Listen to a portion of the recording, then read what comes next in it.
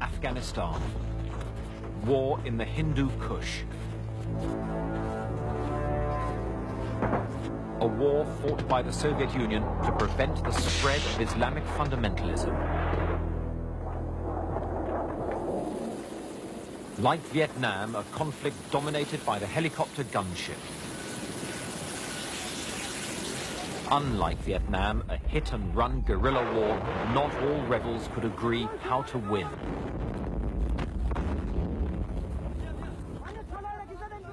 And one fought in often atrocious conditions for which the Soviets were untrained and unprepared. Afghanistan is a remote, landlocked country whose closeness to Iran's Islamic Revolution scared the Kremlin. It's also a wild, mountainous country with few metal roads. This lack of easy communications dictated a two-pronged invasion to secure the capital, Kabul, and the towns along the road system.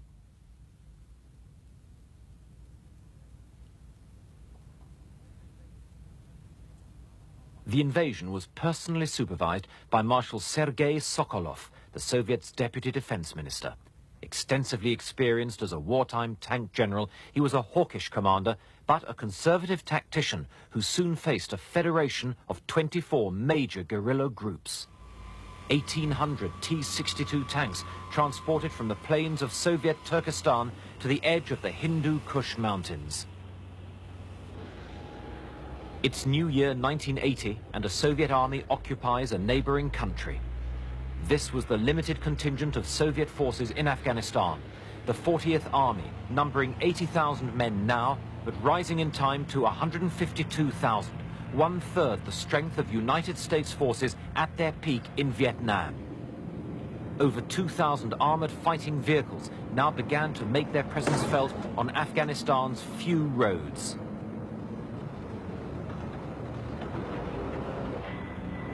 More effective were the Mi-8 helicopter gunships, which would soon become symbolic of this war. On land, though, the Soviets entered Afghanistan completely unprepared for the conflict that developed, with the wrong organization and unsuitably heavy weapons. They said they'd been invited in to repel foreign intervention after a coup. In truth, President Hafizullah Amin was killed in his Darul Aman palace, not by Afghans, but by Soviet special forces, the Spetsnaz. His crime had been pushing reform too quickly, making a traditionalist Soviet ally vulnerable to Islamic revolution. But even as they established radio communications, the message was getting back that this would be no easy intervention. The problem was the Afghan army, already demoralized by rebel attacks since communists seized power 2 years earlier. As the New Year blizzards swept in, so did the realization that this army was close to collapse. Now, the Soviets were forced onto the offensive as resistance grew sharply. This deeply traditional and xenophobic people, already alienated by Afghanistan's communists, grew more hostile because the new regime proved totally dependent on a foreign power. Many fled the towns to join the resistance and fight the invaders, the total exodus soon numbering hundreds of thousands. A major target would be the Soviets' main supply route to Kabul as it twisted through the Salang Pass and tunnel. This 3-kilometer structure was built to shelter the road from avalanches, but vulnerable to sabotage and ambush. But already split by tribes, the Mujahideen were soon divided further by rivalries for foreign patronage in money and weapons. They began with rifles last used against the British a century before, Lee Enfields, some made in Pakistan. There, in the border town of Peshawar, a busy cottage industry sprang up as gunsmiths opened tiny workshops to make exact copies of all sorts of firearms. United States funding paid for firearms orders of up to 30,000 weapons at a time.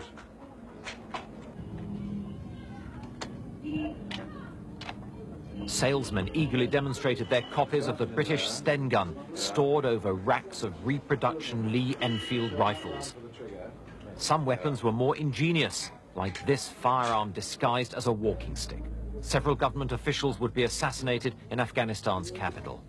They also displayed captured Soviet weapons, especially the heavy machine guns, central to many a Mujahideen attack. But most popular of all were the Kalashnikovs, known as Kalikovs by the rebels, who swore to fight or die. We want to fulfill our duties, and if we are killed, we are killed in the way of God Almighty. So we haven't lost anything. It's a victory by itself. So we are determined to fight to the last. The resistance concentrated much of its efforts close to the border with Pakistan, where Peshawar offered sanctuary and supplies. The Salang Pass and the Panjshir Valley saw concentrated action by Mujahideen groups reinforced along several key border routes. In early 1980, the Mujahideen resistance controlled 90% of the countryside, though popular outrage at the invasion provided more volunteers than they could arm.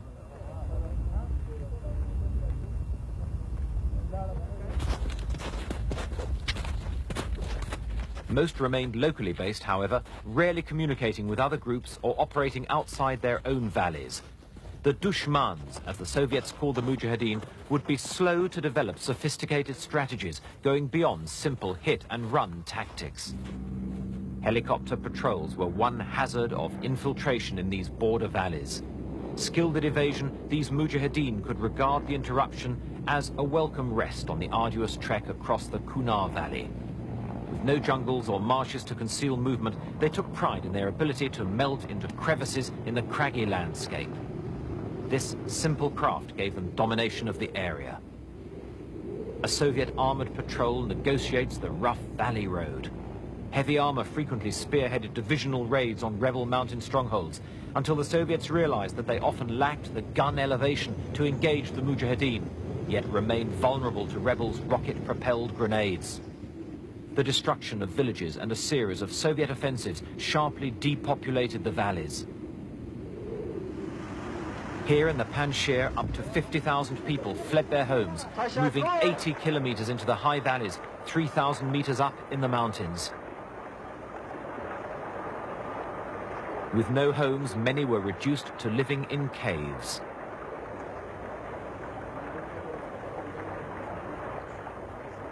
Mujahideen infiltrating along the river found that, with work stopped on the land, food supplies were badly disrupted. And they already faced natural hazards that divided Mujahideen groups one from another. The logistics of moving men and munitions under these conditions severely handicapped the ability of many rebel groups to stage sustained operations.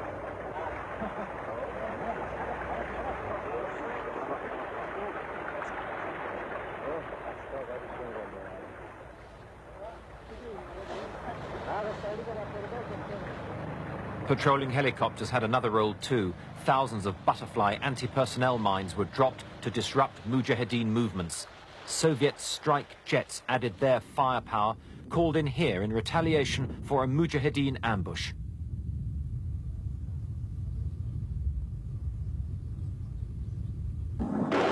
But it was usually the villages that suffered, not the rebels. In a lull, they move on towards another objective. Unlike the Viet Cong, which was created to fight a guerrilla war in South Vietnam, the Afghan resistance had grown spontaneously.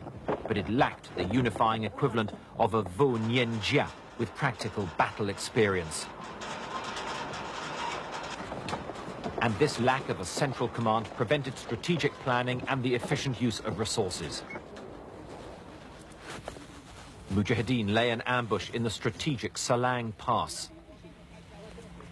Most understood the shock value of the ambush, relying on it as their basic tactic. Background cover, background cover.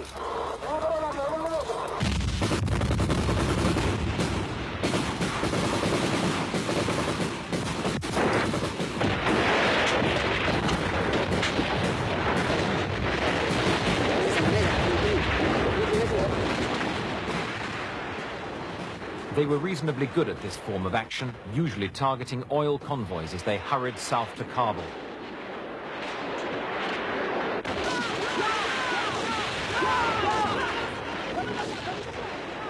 This time, Afghan troops, whose lorry has been stopped, prepare to surrender.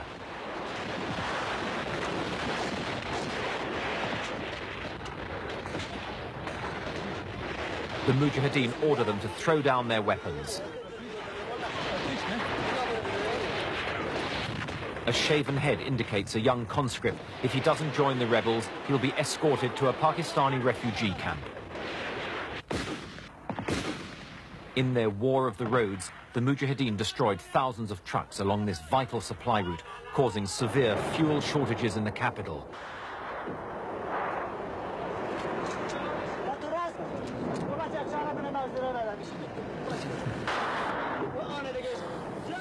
A glance at the instruction book and two rebels prepare to launch a rocket attack. In this most casual of strikes, rockets were aimed merely by being propped against rocks and fired by wires stuck to the casing with airstrip. This haphazard approach meant that sometimes the effects were simply a nuisance. 1, 2, 3.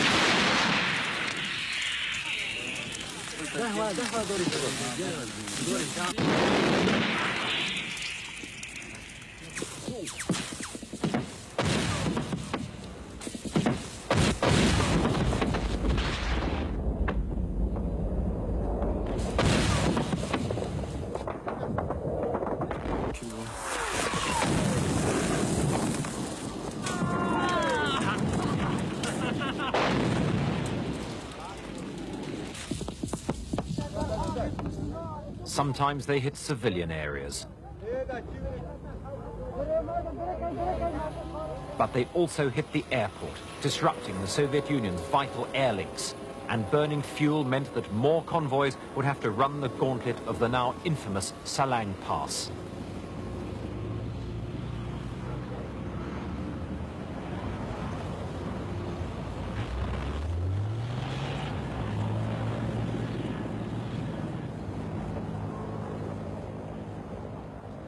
But the most spectacular result of one of these hit-and-run raids was the strike on a SAM missile dump at Karga, just outside Kabul. 40 people were killed as the long crescendo of explosions devastated the site.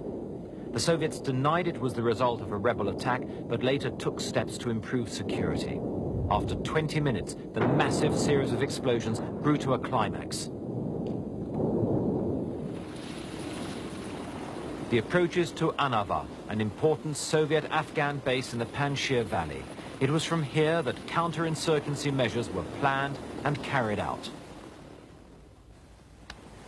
Heavily bunkered, their defensive attitude soon became regarded as a drain on manpower, so Afghan troops were given a greater part as Soviet thoughts turned gradually to withdrawal. And Afghanistan's often miserable weather sapped the morale of the troops charged with mounting those sweeps.